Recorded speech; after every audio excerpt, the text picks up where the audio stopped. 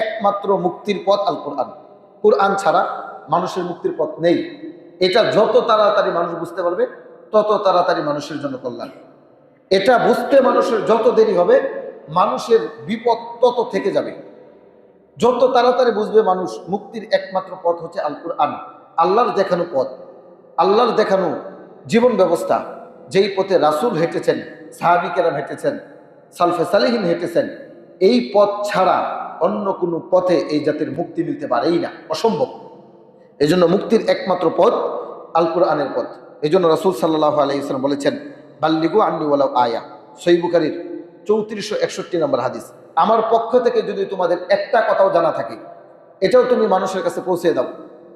আপনি শরীয়তের যতটুকু জানেন ততটুকু মানুষের কাছে পৌঁছে দিতে হবে। এটা আপনার উপরে জিম্মাদারি, এটা আপনার উপরে দায়িত্ব। আপনি এই ক্ষেত্রে কোনো প্রকার ত্রুটি বিচ্যুতি করতে পারবেন না। যেমনটা জানেন এমনটাই মানুষের কাছে পৌঁছে দিতে হবে। যদি এইগুলো না পৌঁছান তাহলে পরকালে আপনি ধরা খেয়ে যাবেন। এই জন্য রাসূল সাল্লাল্লাহু আলাইহি ওয়াসাল্লাম ইসলামের যা কিছু আছে সব কিছু পরিপূর্ণভাবে পৌঁছে দিয়ে গেছেন। যদিও আমাদের সমাজের এক শ্রেণীর মানুষ বলে 30,000 জাহিরি আর 60,000 বাতিনি, 30,000 প্রকাশ্য আর 60,000 গোপন। নাউজুবিল্লাহ। যদি কোনো ব্যক্তি মনে করে যে 60,000 গোপন আছে তাহলে সেই রাসূল সাল্লাল্লাহু আলাইহি ওয়াসাল্লাম উপরে মিথ্যা অপবাদ দিয়েছে।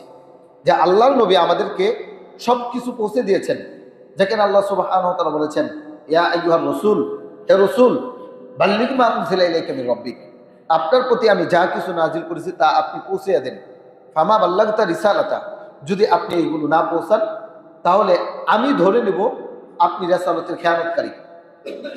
আপনি এইগুলো পৌঁছে দেন যথাযথভাবে।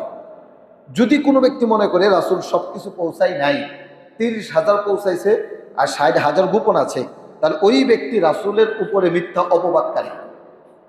সুতরাং আল্লাহ নবী সাল্লাল্লাহু আলাইহি ওয়াসাল্লাম কোনো কিছুই গোপন করে যান নাই, সব কিছু প্রকাশ করে গেছেন।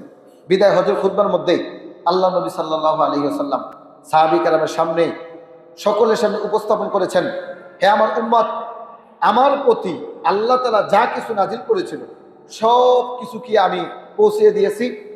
তখন সাহাবী কেরাম এক বাক্যে বলেছিল, হ্যাঁ, আপনি সব কিছু পৌঁছে দিয়েছেন। আল্লাহ রাসূল সাল্লাল্লাহু আলাইহি ওয়াসাল্লাম আসমানের দিকে আঙ্গুলটা তুলে বললেন, আল্লাহুম্মা শাহাদ, আল্লাহুম্মা শাহাদ, আল্লাহুম্মা শাহাদ। আল্লাহ তুমি সাক্ষী দেখো, আল্লাহ তুমি সাক্ষী দেখো, আল্লাহ তুমি সাক্ষী দেখো, আমার উম্মত সাক্ষী দিচ্ছেন আমি সব কিছু পৌঁছে দিয়েছি। তাহলে কিভাবে এক শ্রেণীর মানুষ এই কথা বলতে পারে 60,000 বাতিনি আর 30,000 জাহিলি? এটা কিভাবে বলতে পারে মানুষ? যারা এই সমস্ত কথা বলে তারা রাসূলের উপর মিথ্যা অপবাদকারী এবং তারা একটাও মুসলমান না। সুতরাং বাউল শিল্পীর যারা এই সমস্ত কথাগুলো বলে তারাও কাফের, তারাও বেঈমান, তারাও মুরতাদ।